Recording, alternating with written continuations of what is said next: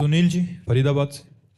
राधे राधे महाराज जी मैंने चारों धाम 12 ज्योतिर्लिंग मानसरोवर यात्रा और अमरनाथ यात्रा पूर्ण कर ली है, फिर भी लगता है कुछ अधूरा है महाराज जी। मैंने पूर्ण की है ना, इसलिए अधूरा है। इसलिए अधूरा है क्योंकि ये सब कर्ता भाव से हो रहा है ना। कहीं एक शब्द नहीं लिखा निकला आपका कि महाराज जी भगवान की कृपा से, गुरुदेव की कृपा से, संत की कृपा से मुझे ऐसा ऐसा सौभाग्य प्राप्त हुआ कि मैं चारों धाम का, 12 ज्योतिर्लिंग का, अमरनाथ आदि पवित्र यात्राओं का जो सौभाग्य मुझे भगवान ने दिया वो गुरु कृपा से मिला, हरि कृपा से मिला।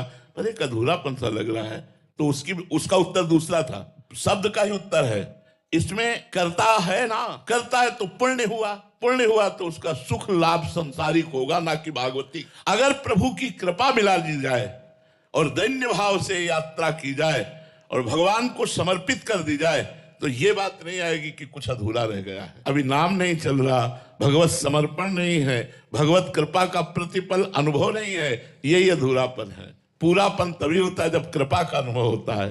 जाकी कृपा लवलेश ते मतिमंद तुलसी हूँ पायो परम विश्राम समान प्रभु नाही कहूं। जिस समय हम कृपा की बलिहारी जाते हैं तो कृपा बरसती है और हमें विश्राम परम पद दे देती, भगवत प्रेम दे देती है। तो अभी भगवान के प्रति समर्पण की कमी ही आपको अधूरापन का अनुभव करा रही है। संत समागम करो, इसीलिए संत समागम के सामने तात स्वर्ग अपवर्ग सुख धरी तुला एक अंग तूल नताय सकल मिली जो सुख लव सत्संग। एक क्षण में तुम्हारी बुद्धि को परिवर्तित करके भगवान में स्थित कर दे। सत्संग कौन? जो तुम्हारी बुद्धि का परिवर्तन करके सच्चिदानंद भगवान में स्थित कर दे, उसे सत्संग कर।